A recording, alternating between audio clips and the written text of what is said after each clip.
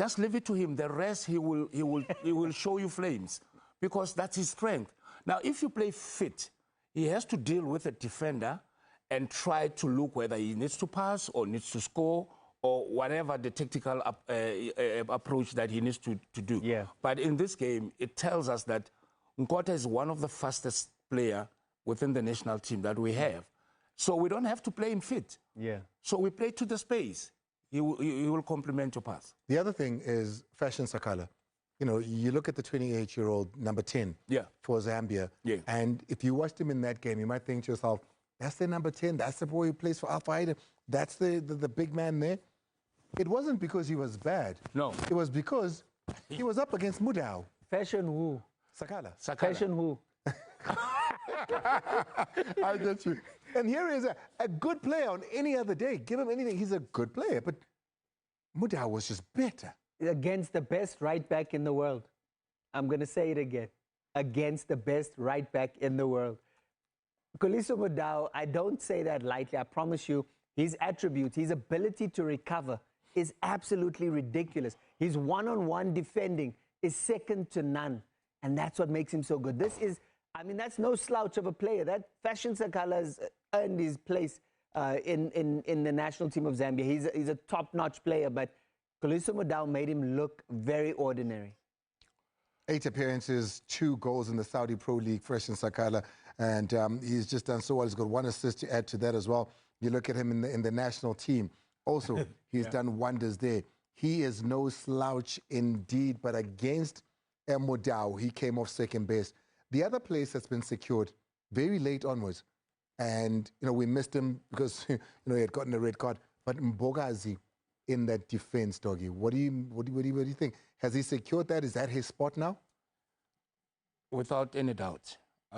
He is giving Hugo Bruce defense balance because you have Sibisi, right footer, and you're having central Mbogazi as a left footer. So it gives a lot of Ilontoza a balance. And also the physical part of it. It's not easy for strikers to bulldoze a young man like him. Now you need this kind of a player. Hence, we lost Mvala. You know, now Mbogazi now, he's giving an extra in terms of when he receives on the left-hand side, the delivery is quicker than a right-footed player. Last one, Togi. Yeah. Last one is Lyle Foster. Because a lot of South Africans after that match, they say 3 goals scored and our 9 and our striker didn't score a goal. You look at the previous games and you look at his return, you know, his ratio of goals per game. Yeah. And then there's a big question mark as to what does a Lyle Foster give you? You know, you can go, Mark. Now, I'll just take you back to the 2018 World Cup. Olivier Giroud played the entire 2018 World Cup. How many goals did he have? 0. 0. How many shots on target? 0. In an entire tournament where France won the World Cup, he played every single game. The role of the striker has changed phenomenally over the years. And yes, we want our striker. He's got 8. We want our striker to score goals, but it's not. That's not what it's all about. Lyle Foster's presence up top matters. Lyle Foster's presence up top gives Oswin Apollos the space he needs, gives Mohaun Kota the space he needs, Moremi, Sipho Mbule behind. He's still well worth his place in the national team. It's not just about him scoring goals. Yeah. Because also we're looking at all 3 moments of football. I mean, in play.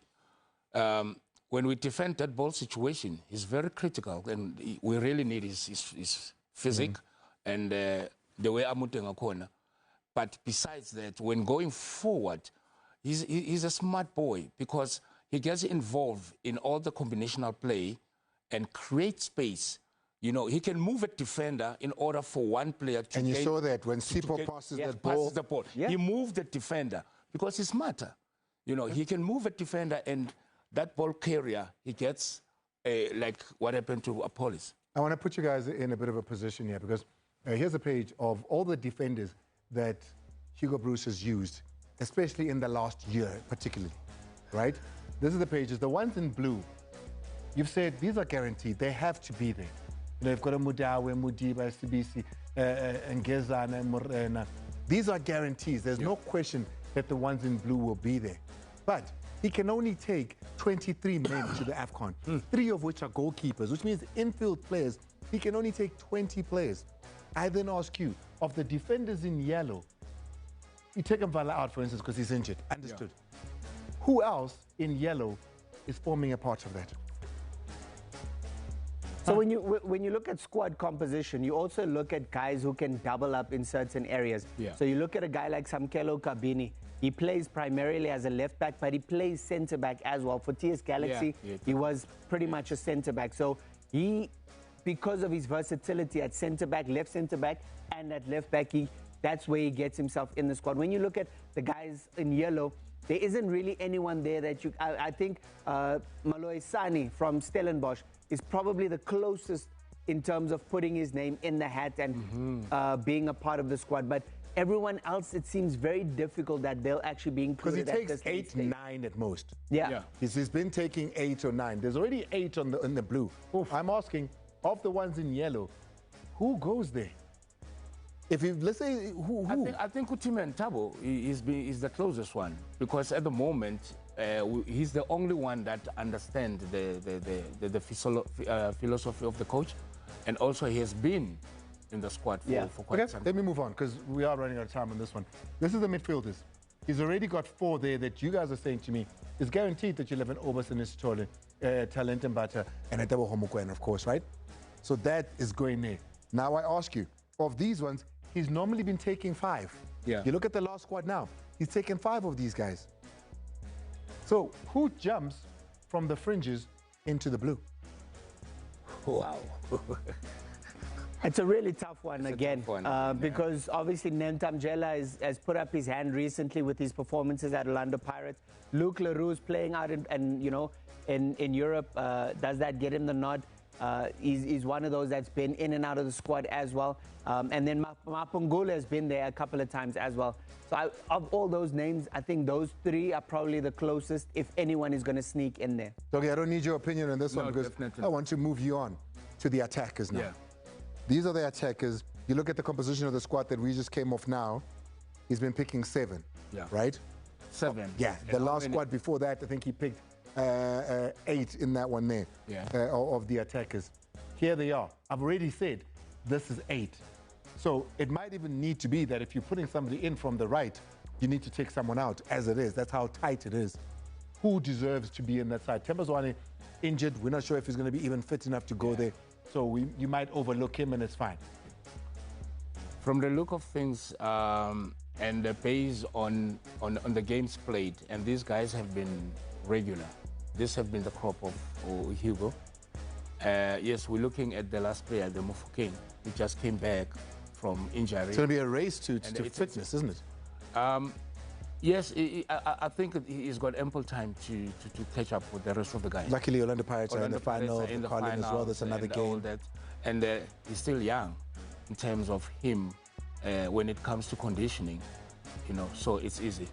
And you really need him, because he's really one player that's... Who's a thriller? Yeah, really, yeah.